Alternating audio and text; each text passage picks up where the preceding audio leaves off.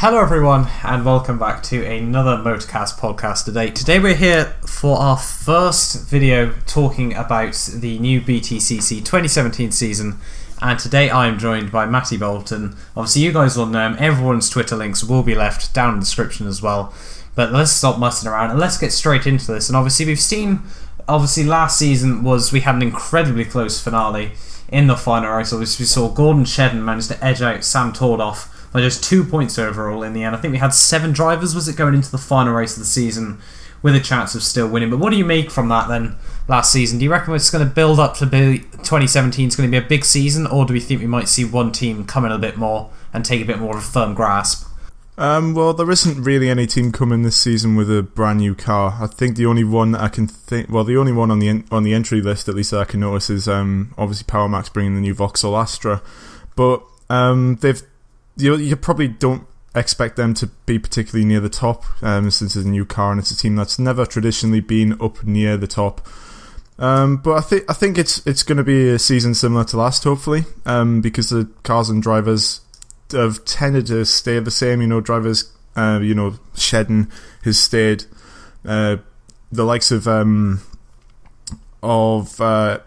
Jason Plato as well has stayed with Subaru. So, but I mean, there has been some notable changes in the drivers' lineup. Obviously, Sam Tordoff has left the series to go. Is it British GT3? Yeah, he's gone to concentrate on other ventures. Doesn't exactly say, so I'm not sure whether he's been confirmed for anything just of yet. But I think he has found a drive, but I can't remember with what team. But obviously, it's a bit of a loss for the championship because, of course, he was so close to getting it last year, and it would have been his first. And I think part of me would have liked to have seen him stay to at least get his first championship. I think we see a lot of drivers now, though, don't we, that will come in for a few years and possibly use it to try and up their own personal calibre, make themselves more of a household name. But obviously this is the second season we've been promised in a row a full 32 car grid, which obviously is very, very useful. Obviously, hopefully that means we will be provided with a lot more of really close racing.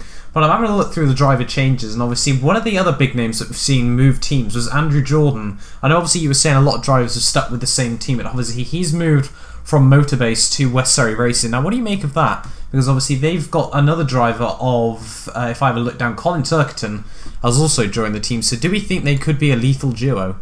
The team itself is completely stacked. I mean, they've got Rob Carlard in there as well still, who's just the staple for West Surrey Racing. He's been there for ages now. So, I mean, that has to be undoubtedly the strongest team on the grid. They've got 2 past champions and a multiple race winner. It's definitely looking good for the team. But other particularly big news, obviously we've got Will Burns from the Ginetta GT4 will be racing with Team Hard there, which I think they are... Which car are they using again? If I have a look further down the list. Oh yeah, I found him. He's in a Volkswagen. He's in the Passat CC. He's in the Passat, yeah. So that could be very, very interesting. And obviously we've also got Senna Proctor, who was the son of Mark Proctor, who will also be making his debut with PowerMax Racing, obviously with that Vauxhall Astra as well. So that could be very, very interesting, obviously, with Tom Chilton there. So that could be a very, very interesting lineup. Tom Chilton, of course, back from the WTCC. Yeah, as well. That's another big one, isn't it? His return after 5 years. But let's move on then into, obviously, the pre-season testing. And if we have a look, obviously, the top of the timing sheets was Tom Ingram with that Speedworks Motorsport, who just managed to get it under the 1 minute 10s, obviously, at Donington Park.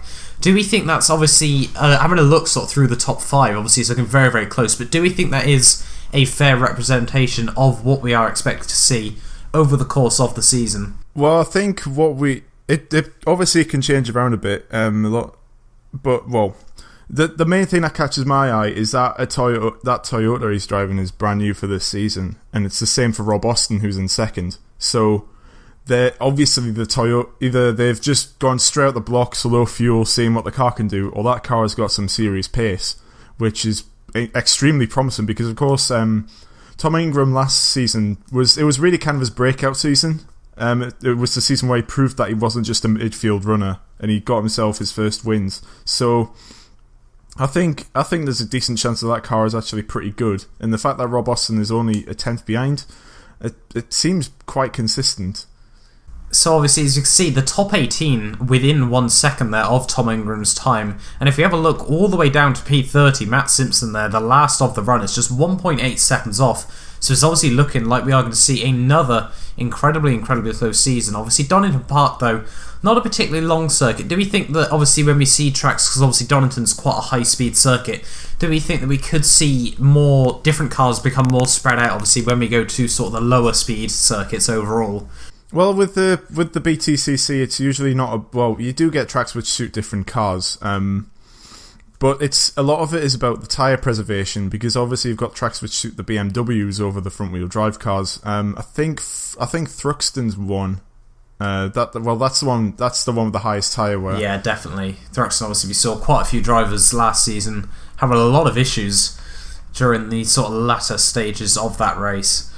But having a look further down the list, I think one of the big surprises I can see is Andrew Jordan with that BMW, 1.1 seconds off the pace there. What do we make of that then? Just one of the names that really sprang out to me there. Well, it is his first season, I believe, in a rear-wheel drive car. I think so far, what has he driven in? Honda Integra, Civics, MG, Vectra. Well, it's all been front-wheel drive stuff. So, I think you don't. Well, he's definitely going to improve over the season.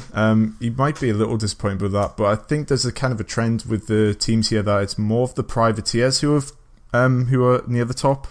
Yeah, they've really tried to push. Yeah, and when you look at the manufacturer teams, the first one that I've noticed is Gordon Shedden, who's 7.5 tenths down on Tom Ingram. So I think there's probably it's probably maybe perhaps a little bit of sandbagging, perhaps a little bit of getting used to the car, but not enough to worry any. Not enough, obviously. Yeah, no. To make it seem like they really will be off the pace this season.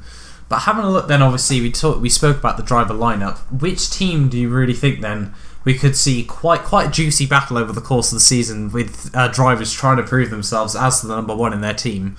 Quite easy question. It's BMW. You've got Collard in and Turkington in, and now you've got Jordan in. That is going to get really quite tasty towards the end of the season. And at least one of them is going to be in the championship battle right at the end, if not more. Definitely. So having a look then, who do you think we could see any surprise drivers in the fight for the championship this year, or do you think it's going to be sort of not really obviously a mess season, but obviously one where we don't see too many big surprises?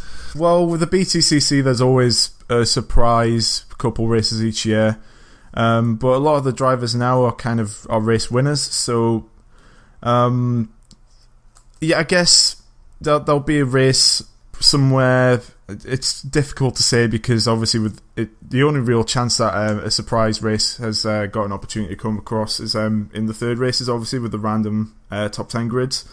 So, looking there, you could probably say that maybe one of the new guys in the Subaru, maybe like an Ash Sutton or even someone. Well, it could be anyone. Frankly, there's quite a few possible race winners out there, really. So, Colin, I think we should get into sort of the business end of it here. And who do you think then? Who are you going to put as the champion then of 2017? I honestly think Turkington.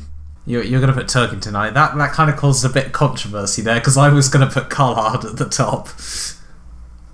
So we could see a bit of an interesting one there. Obviously, if we're both predicting two drivers, but obviously with that BMW, obviously with it being rear-wheel drive, do we think overall, or when you look over the course of the season, do you think it gives them a big advantage, obviously with the tyre preservation, or do we think it's a lot less than a lot of people like to make out? Well, it's kind of a weird thing with the tyre preservation, just simply because it's the tyres are obviously degrading at different rates for the different cars. So with the BMW, it's more even, which kind of suits the car on like a hot, dry day. But if you obviously with it being a British Championship, you're going to get a fair few cold, wet days, and that really kind of particularly suits the front-wheel drive cars.